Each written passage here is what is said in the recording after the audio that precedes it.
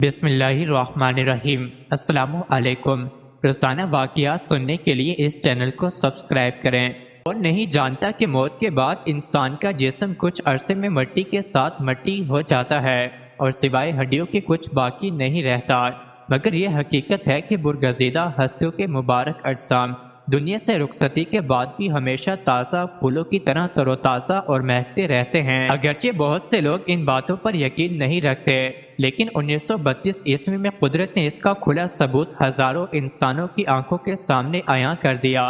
ان دنوں عراق شاہ فیصل اول کے زیر حکمرانی تھا، اور ایک رات حضرت حذیفہ الیمنی رضی اللہ عنہ ان کے خواب میں تشریف لائے اور فرمایا، اے بادشاہ جابر بن عبداللہ رضی اللہ عنہ، اور مجھے دجلہ کے کنارے سے نکال کر کسی محفوظ مقام پر منتقل کرو، کیونکہ میری قبر میں پانی بھر چکا ہے، جبکہ عبداللہ انصاری رضی اللہ عنہ کی قبر میں بھی پانی بھر رہا ہے۔ شاہ فیصل اول اپنی مصروفیات کی وجہ سے اس بات پر توجہ نہ دے پائے، تو یہی خواب اگلی رات بھی انہیں نظر آیا، مگر وہ اپنے کاموں میں مصروف رہے۔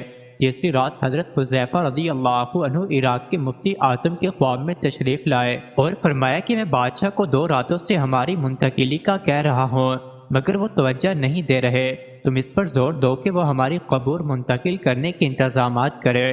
اس کے بعد مفتی اعظم، وزیر اعظم اور شاہ فیصل اول کے درمیان ملاقات میں طے پایا کہ مفتی صاحب اس بارے میں فتویٰ جاری فرمائیں گے اور وزیر اعظم پریس کو بیان جاری کریں گے تاکہ عوام کو اس کے متعلق خبر ہو جائے۔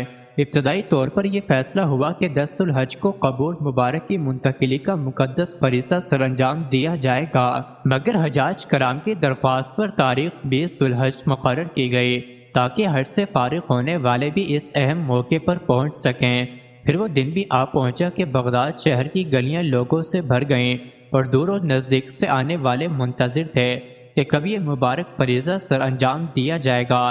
بعد از نماز ظہر ہزاروں لوگوں کی موجودگی میں دونوں صحابہ کرام رضوان اللہ عنہم کی قبور مبارک کو کھولا گیا تو واقعی ان میں پانی بھر چکا تھا، لیکن ہر دیکھنے والے نے دیکھا کہ ان مقدس ہستیوں کے مبارک جسم ایسے تر و تازہ تھے جیسے ابھی چند لمحے پہلے سوئے ہوں، اور فضا نہایت خوشکن خوشبو سے معطر تھی۔ اس موقع پر ہر آنکھ فرط جذبات سے اشکبار تھی اور دیکھنے والے حیرت سے دم بخود تھے۔ انہی دیکھنے والوں میں ایک جرمن فزیولوجسٹ بھی تھے جن کے سامنے یہ منظر تھا کہ 1300 سال سے بھی زائد عرصہ قبل دفنائے گئے مبارک جسم زندہ انسانوں سے بھی زیادہ تر و تازہ نظر آ رہے تھے۔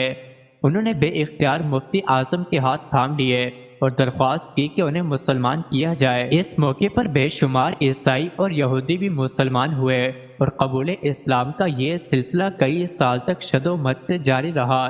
دجلہ کے کنارے سے دونوں صحابہ کرام رضوان اللہ عنہم کی قبور کو حضرت سلیمان فارسی رضی اللہ عنہ کے مزار کے قریب منتقل کر دیا گیا، جو کہ اس وقت بغداد شہر سے 30 میل کے فاصلے پر واقع تھا۔ مزید ایسی ہی ویڈیوز کے لیے چینل کو ضرور سبسکرائب کریں۔